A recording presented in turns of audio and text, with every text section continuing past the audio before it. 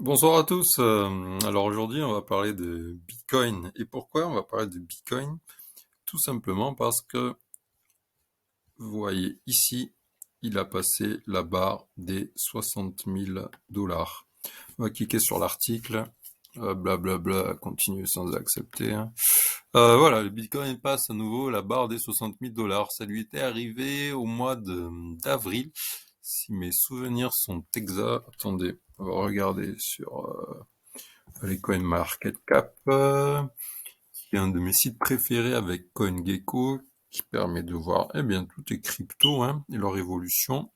Là, il est à 61 713 dollars. Moi, je parle toujours en dollars, hein. Je vous l'avais déjà dit. Alors, on va revenir, bon, on va mettre un an, hein. Alors, la dernière fois qu'il a dépassé les 60 000 dollars, et c'était là. Hop, c'était vers le 12-13 avril. 12-13 avril. Et après, il avait chuté, hein. Il avait fait ce qu'on appelle un dead cat bounce, c'est-à-dire le rebond du chat mort, hein. C'est une expression qu'on utilise en trading. Et là, voilà, hein, il est remonté, hein. On a quand même pris entre cette grosse baisse là de fin septembre, hein, on était à 40, autour de 41 000. Hein, voilà. Hop, on va dire le 29 septembre, 41 000.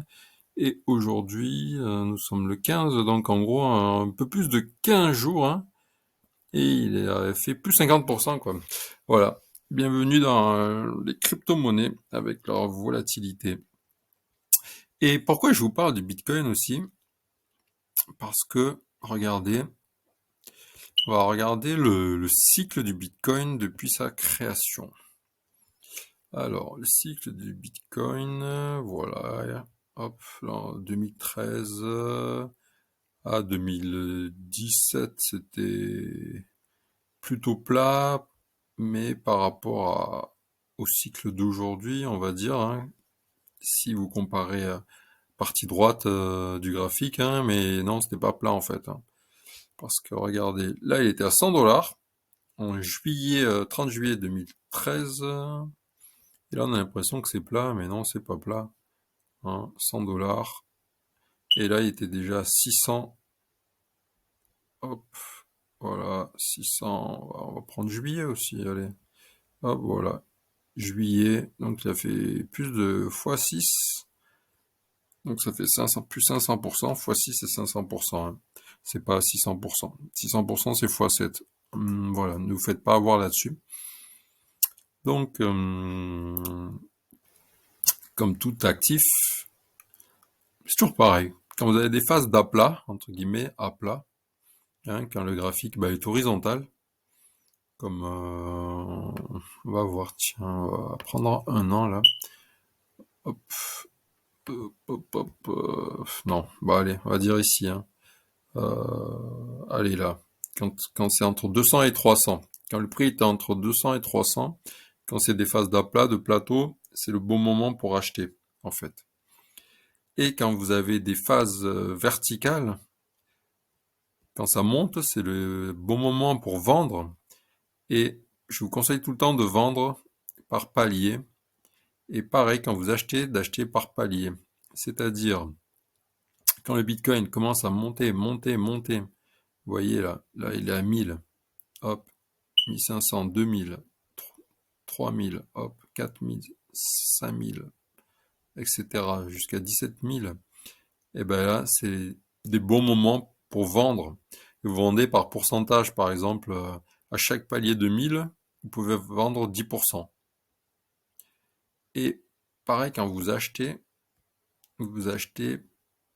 par palier de temps par contre, là, par intervalle de temps. C'est-à-dire que vous mettez une somme prédéfinie, par exemple 100 dollars, hein, 100 dollars tous les mois. Voilà, tous les mois, vous mettez 100 dollars. C'est ce qu'on appelle le DCA, j'en avais parlé récemment, hein, Dollar Cost Average. Donc c'est un achat par intervalle de temps de toujours la même somme en général. Après, vous pouvez la modifier, bien sûr, hein, en fonction du marché. Mais en général, c'est la même somme. Voilà. Donc on fait du DCA pour rentrer, pour acheter, et on fait du DCA, mais dans l'autre sens, pour vendre. Parce que le problème, si vous vendez, on va dire là on était à 10 000, hein, ici là, il y a un an, hein, quasiment, un peu plus d'un an, fin septembre 2020, vous voyez le Bitcoin il monte là, hein, 10 000, 12 000, 13 000, 15 000. Le problème, si vous avez tout vendu, vous vous dites, bah, hop, si ça atteint 15 000 ou 20 000, je vends tout, même 25 000, hein, je vends tout.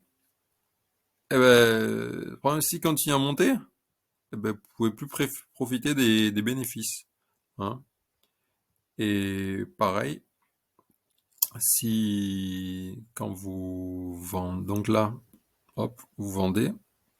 Et pareil, si vous achetez, on va dire, allez, si vous achetez à 10 000 et vous vous dites, eh ben, j'attends qu'il redescende, hein, j'attends que le cours redescende. Mais le problème, s'il redescend pas, eh ben, vous rentrez plus alors, c'est ça, là, hein? Non, mauvaise stratégie. Donc vous achetez par palier, hein, et pareil, vous revendez par palier. Voilà. Donc n'oubliez jamais, quand il y a de l'euphorie sur le marché, quand les médias commencent à en parler, c'est que c'est le moment où il faut commencer à vendre. Et quand personne n'en parle, aucun média, personne autour de vous, pas votre coiffeur, ni Nabila, hein, c'est une boutade, et ben à ce moment-là, c'est le bon moment pour acheter quand personne n'en parle. Voilà, parce que ça passe sous les radars jusqu'au moment où ça explose. Voilà, deux leçons à retenir. Quand il y a de la cupidité, de l'avidité autour de vous, commencez à vendre. Et quand il y a de la peur, commencez à acheter. Allez, à demain pour une nouvelle vidéo. Ciao, ciao!